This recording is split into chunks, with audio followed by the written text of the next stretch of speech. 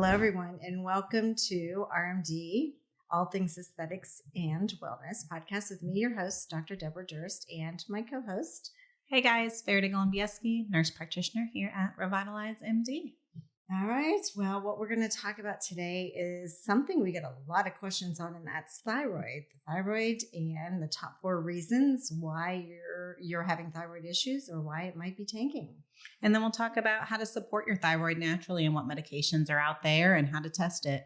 This is one of those things that comes up pretty regularly in clinic, either in lab work and then we're explaining it to patients, or when we are getting comments back from patients like, well, why am I taking this medication? Or how is this helping me? Or what should I be looking for? So I think it's great for us to kind of revisit this. Yes, and talk about it. So before we go on, and again, we're going to go ahead and do the top 4 reasons, but all of them are really important. So you want to listen for all of them. And then we're going to keep the best for last, which is how to fix it. And so before we go any further, just make sure you like and subscribe and hit the bell, do all the things and share with friends too. So, let's get started. So the thyroid, what is it? We'll just start with some basics first. So the thyroid is an endocrine gland that basically is like controlling metabolic function in the body. So it's your metabolic control center. And it also regulates iodine, in the body as well. It is controlled by thyroid hormones. And so what are those thyroid hormones and how does that relate to the brain? And so when we're talking about thyroid, the thyroid is a gland that's located right here in the front of your neck, right here, right before in front of the windpipe. It's underneath the Adam's apple. It has 2 lobes with a little bridge in between. Sometimes it can be swollen or inflamed, and you can see people that have like a goiter on their neck or inflammation, or even almost like a butterfly looking area of their neck that looks a little bit swollen. A lot of times that's the thyroid that is having an issue or a problem. So when we're looking at thyroid and we're looking at those hormones, we're looking at your thyroid stimulating hormone or your TSH, and then we're looking at T4 and T3 as well. So there's an interplay between your thyroid and the brain. Obviously, all your hormones are controlled, by the central nervous system. And so the pituitary, is releasing the thyroid stimulating hormone. It goes to the thyroid and then it's going to go ahead and produce hormones. And so T4 and T3 are produced. And just so you know, TSH is something we look at in traditional medicine. And so that's a lab that's frequently used to screen, but that sometimes can be normal. And yet you have some abnormal or low thyroid function. And so the 2 tests that are coming from the thyroid are T3 and T4. And T4 is an inactive form of thyroid hormone that is secreted by the thyroid. And it's 90% of the production of the thyroid. And it's converted to T3, which is the active hormone. And that's about 10% of production of the thyroid. So just so you know, you need both of them. It has a higher affinity, so it likes to bind to T3. So T3s are more active, so we really pay a lot of attention to T3 because that's where we're seeing a lot of symptoms with thyroid, either high or low functioning is based on that T3. Even though it's such a smaller percent, it is the active hormone. So in traditional medicine, like Dr. Durst was saying, we look at TSH, we look at T4. Well, T4 has to convert to T3, and T3 is what really makes a difference and affects every cell and tissue in the body. So in more functional medicine, we step outside that box and really look at what's going on with the T3 as well, and then really want to maximize the efficacy of that T3 in the body. And if you look at studies and you look at information on thyroid, again, it talks about both of those. It talks about T4 being an inactive hormone and T3 being an active one. And yet traditional medicine still, over, a decade plus of me learning about this, is still looking at TSH sometimes alone, or sometimes TSH and T4, but never consider free T3. So I would look at that as a progressive area of medicine that needs to be changed in traditional mindset. You need to look at all of them because while you need both of them, because T4 crosses the blood-brain barrier, then it converts to T3. No matter what, that conversion takes some energy, and T4 needs to be converted to T3 to be active. So we need both of those when we're supplementing and optimizing as well. So definitely if your primary care doctor isn't looking at them, then, that's something to ask about for sure. So we're not saying you only need T3. So No. I think that's really important to stress. You need We both. do need to look at TSH, T4, and T3, especially initially to see kind of what's going on. Mhm. And even when we're looking at medications, traditional versus non-traditional, we're looking at both T3 and T4 replacement. We actually are always going to be using, those combination products of T4 and T3, and still those ratios are 4-1. So the T4 to T3 ratio in products that we use to optimize the thyroid, it's still 4 times as much T4 as it is T3. But both are necessary, but we're looking at both. And then if the thyroid is difficult to optimize, or maybe we're not getting symptom improvement, then maybe you need to even look further at some other stuff, such as antibodies against the thyroid or reverse T3. And those are all things that might be new terms for you. And we don't need to go into all of those in depth. But let's talk about symptoms of thyroid. So what are the many symptoms that you might encounter with thyroid? So it really depends on if we're talking about a hyperactive thyroid, so a thyroid that's working really fast, or a thyroid that's working really slow. Typically, hypo or a slower acting thyroid is what we see most in the office, the hypothyroidism. And a lot of that is weight gain. That's probably one of the biggest ones that we see. Cold intolerance is another one. Brittle hair and nails. And just low brain function could be another one of those. Dry skin, hair, or hair issues, dry skin, nail problems.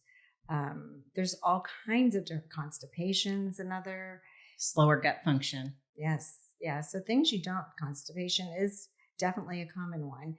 In energy, you're just going to have lower energy with that.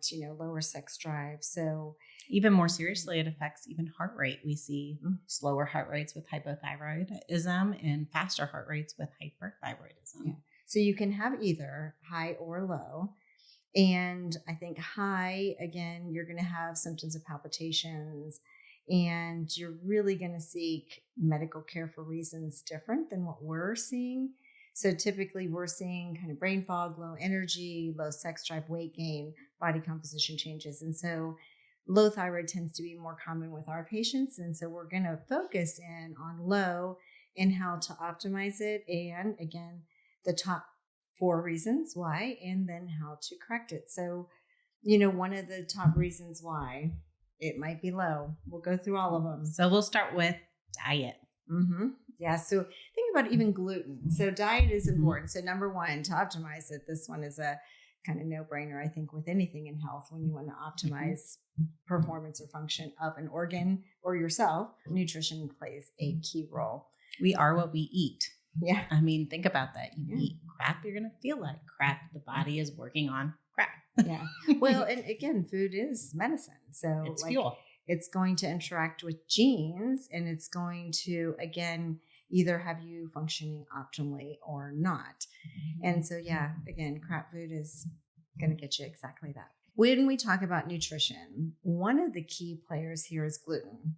So gluten is a protein that's found in a lot of different foods. And if you're sensitive to it, then, you're going to have an immune response, inflammation in the gut, leaky gut. And so when in the gut, again, is 1 cell layer thick. And so you have 1 cell layer keeping you from the external environment. And so if that 1 cell layer, and again, you have constipation and it's sitting there and you're taking in toxic foods or fast food at McDonald's, and it's just sitting there in your gut, exposed to 1 cell layer from the internal workings of your body. And then all of a sudden that 1 cell layer is going to get inflamed. And so you're going to have an inflammatory response and then an immune response. And the thyroid and gluten look the same. So when you have an immune response to gluten, it will actually attack the thyroid. So gluten's a key player in avoiding that for optimization of your thyroid. We talk so much about leaky gut and just gut health. It really does transcend across all health, really, for overall when we look at disease processes and the body, especially the thyroid. A lot of that has to do with inflammation, and a lot of inflammation is stemming from the gut. So decreasing gluten in your diet, decreasing inflammatory foods can positively affect our thyroid. And we haven't really addressed GI like we should. We really should. So many people, Look at that. We came up with a new topic just as we're talking. We need to do one on leaky gut. Leaky gut and gut inflammation is important because, again, almost all diseases are inflammatory. And so, but a lot of that starts with the GI. So if you have skin disorder and issues, then GI is most commonly the cause of it. Yet we go to a dermatologist who isn't ever going to look at your GI tract. So absolutely not. No.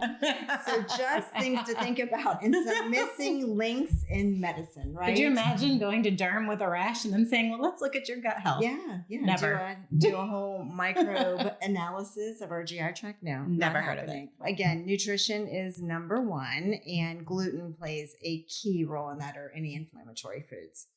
So the second one, and it's common and affects all of us. So controlling this is very important, but that's stress. So stress is I thought you were going on to the next one. I was like, oh, you're bringing out the big guns. But no stress. No, not yet. Stress. So stress is huge, right? So we have, the big guns are coming next.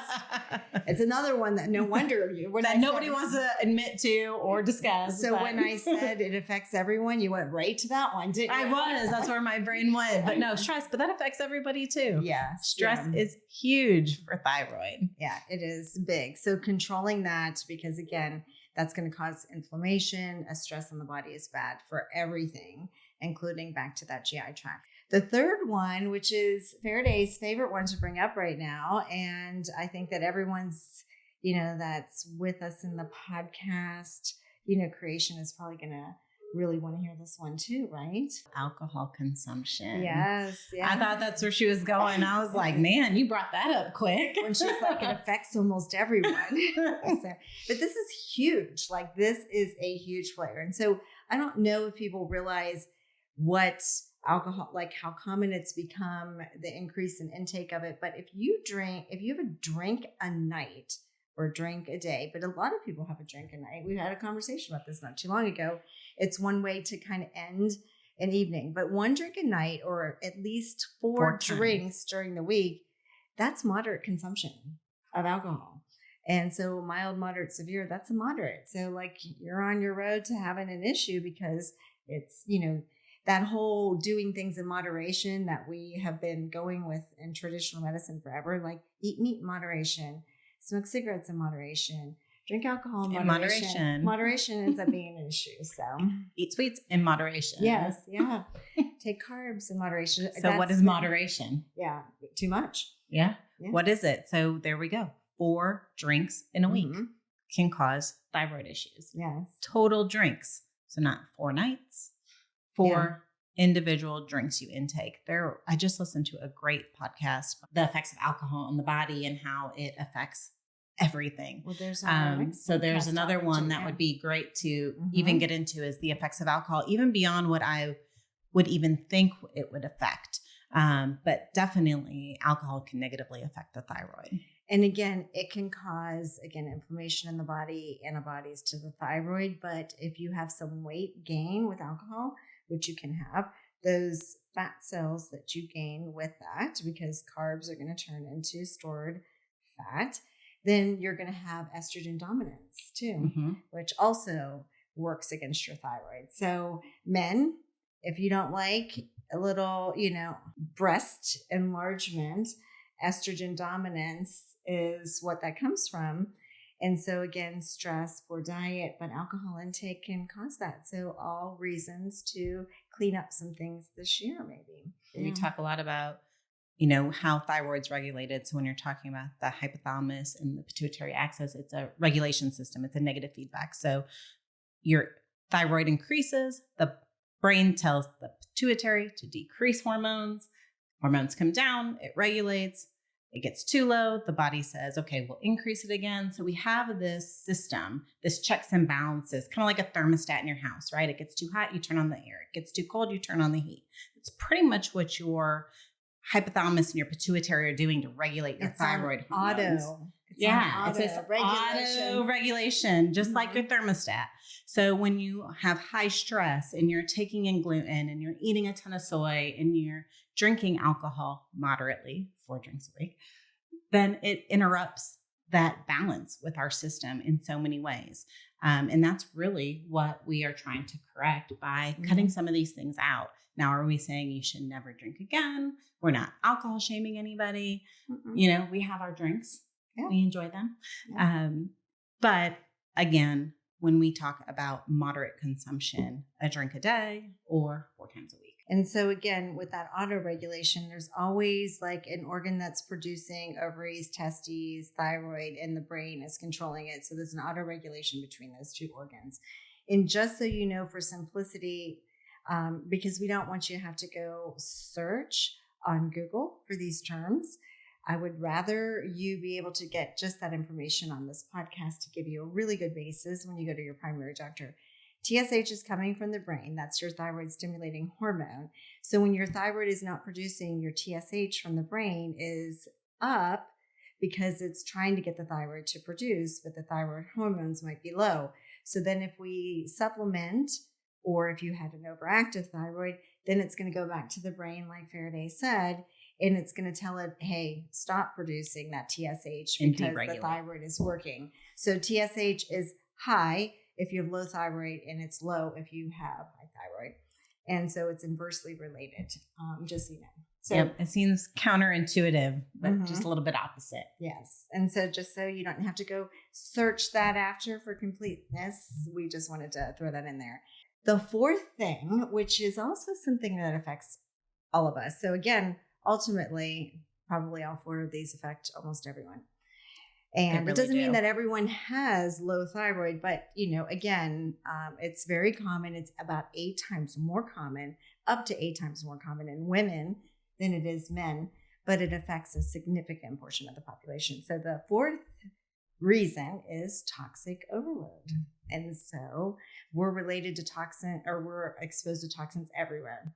We have this conversation in the office daily. It is in our foods. It is in our drinks. It's in our water bottles we're drinking. I mean, all of the genetically modified organisms in the food, or, you know, BPA is this big thing we talk about. Everything needs to be BPA free. Well, there's a BPA 1 and 2. So 1 is not listed, but is 2 in your water bottle.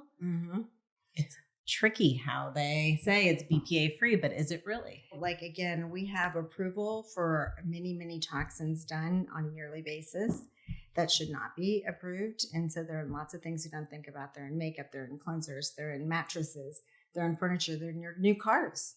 You know, so things that are going to displace iodine, and instead, like a brand new car and all the plastics in there is going to give off like bromine. And so it's going to replace and then make your thyroid less active. So there's tons, but what do we call those? And this might be another podcast. We have GI, we have alcohol, and endocrine disruptors is what they're actually called. And so that's another thing that we can talk a little bit more about is toxins. So even the metals, so lead and mercury, and whether that's in our, you know, now we don't see heavy lead in paint anymore unless you live in an older home. You could still have exposure to lead, but mercury in our fish. Yeah. It's crazy what Dr. Durst is talking about on how there are so many of these toxins that are approved for us to be exposed to, even though they are known carcinogens.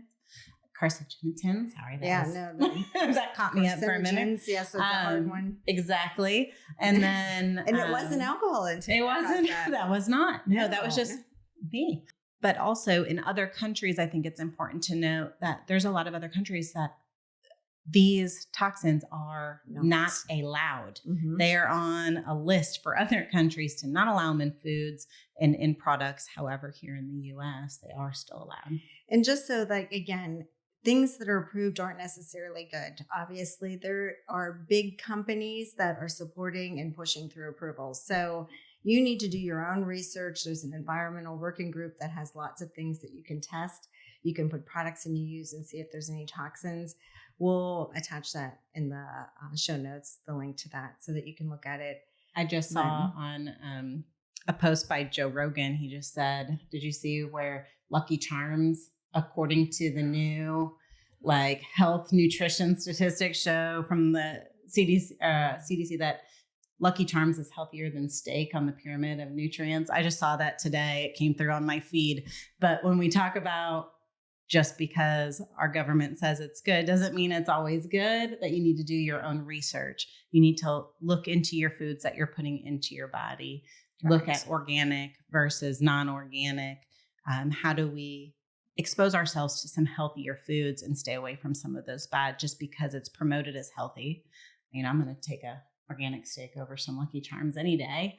But Lucky Charms, all sugar, all artificial, like everything bad. Marshmallows. Everything bad about it. If that is said by our government that Lucky Charms is healthy in any way, shape, or form, it'll get your low blood sugar if you're almost passed out up quick, but that's about all you're using that for. Right. Maybe we should have it at the clinic for those with their blood sugar drops during blood draws. Yeah, that's about it. And IV sticks. Put a little marshmallow Lucky Charms underneath the tongue or on top of the disclaimer, tongue. I didn't go digging further, so I need to dig a little bit further into it. But I saw where Good Ranchers was tagged in it. Joe Rogan had tagged it. And then I saw it also on another news feed. I just haven't dug deep enough. Jolly Ranchers too? They did not. But they did. That would have been a good one. That would have been, I'm interested to see this list now. Yeah. But it was a list of healthiest in green to yellow to red. And Lucky Charms rated higher. It was in the yellow where steak was in the red. That's what's good for you. So when we're talking about those toxins, like again, the Environmental Working Group back in 2005 did some studies that looked at it. It wasn't a large amount of babies. But again, if you look at pregnancies, the umbilical cord, that's the connection between the mom and the baby. And if you look at that umbilical cord as really kind of a filter for all toxin exposure, the mom's going to filter that out through the umbilical cord before it gets to the baby. And in that study, and it was back in 2000, they found 287 chemicals, like on average 280 chemicals in the umbilical cord. Crazy. So the exposure getting to or close to the infant, obviously they couldn't measure those in the fetus or the infant, but again, that's crazy. So how to fix this, how to at least attempt to fix it on your own. Because I think with anything we do, you want to, if you think you have thyroid issues, integrative or functional medicine or like some hormone specialists, HRT specialists are the ones to see, because they are actually trained and specialize in this hormone optimization that we're talking about, because you don't want to be normal. You want to be optimal. And so a lot of women come to us, and again, it's up to eight times more common in women than in men, but because they feel like they have something wrong with their thyroid, but they keep being told that it all looks good, but sometimes it needs to be optimal. So we always think that somebody should do their part in it. And so this is the type of stuff we're going to first talk about, like what can you do to improve it? Right. So even before that, for diagnosis, it's always a blood test. Mm-hmm. Sorry for those out there that don't like to get a needle stick, but you've got to get your blood drawn. We got to look at your numbers. That's how you know if there's a thyroid issue. But what numbers we're checking is really important. And we'll go into that when we start talking a little bit more about medication. So naturally, what can you do? Supplements. Supplements, nutrition. Those are the things we're talking about. So basically, when we're talking about supplements, we're talking about certain minerals and vitamins that can help improve your thyroid function. Selenium is one of them. It helps with conversion of T4 to T3.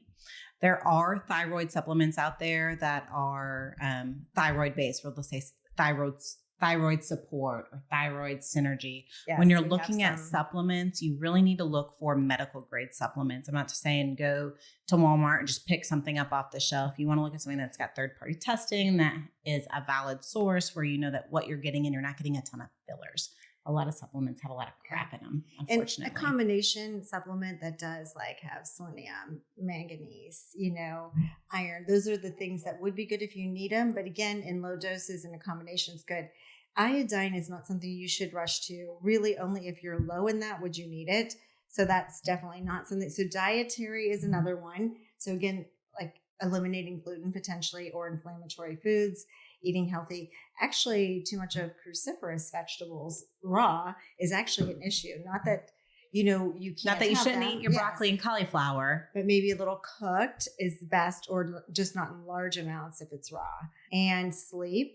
So again, sleep's big. Stress control, and so again, stress with sleep is lower. If you're active, so exercising will help control stress. meditation, yoga, those kind of exercises that focus on that That mindfulness body connection is good. And so, and eliminating alcohol again is another way. When we're talking about toxic exposures, so looking into that, and we'll put a link of product searches you can do and find out if they have toxins in them. But IV therapy or detox is a good way to actually detox the body. So doing all the other things we just talked about, but then an IV therapy actually supports your phase 1 and phase 2 detoxification in the liver. So that's huge for detox. And there's some detox programs that we have as well that are and glutathione. It's a huge antioxidant, which naturally detoxifies the body. Yeah. And involved in phase 1 and phase 2. So it's everywhere and needed. Everywhere. And then as far as medications, there is more traditional medicines and then more functional medicine, like functional medicine medications we go to. So we're looking at natural medications versus synthetic. So typically, once you get your thyroid looked at, if all your levels are looked at, so again, a TSH, a T4, and a free T3 is really important. Typically in traditional medicine, they're going to put you on something called levothyroxine, and that is a synthetic form of T4. No and T3. It's just T4, correct? And no T3. So then the body is responsible to convert that T4 to T3 to be active in the body, which is not always the ability of the body to do. Correct. So then we have more natural medications like Armour Thyroid or Nature Thyroid. There's a couple other ones that are out there, NP Thyroid, and they are a combination of T3 and T4. And again, that combination is still 4-to-1. So it still has a larger percentage of, in a 4-to-1 ratio of T4 to T3, usually porcine or pig derived, but you can also do a compounded desiccated. And again, it can be more customized. There's lots more doses with it. But then you have all of the hormones that will optimize the thyroid because you have T4 and T3. And frequently we have people that come to us on just T4 or levothyroxine, which is common. That's been used for years. But that isn't the optimal way to do it. And they come to us, but their T3 levels are low or their thyroid is still not optimal. So definitely you want the combination. We're not saying you should go without one, but when somebody is specific, like with a physician or provider that is strictly against the combination, you need to ask and inquire why that is, because both are needed. And again, or maybe inquire to do a full panel of testing as well. So we always say know your numbers, right? Know your numbers. This is one, you should know your numbers. What's your T3 doing? If you're on just a levothyroxine, is your thyroid converting like it should? Is your T3 good? Are your symptoms managed? That's really the number one thing is if you're on medication and you're still having symptoms, something is probably not converting like it should in the body. Correct.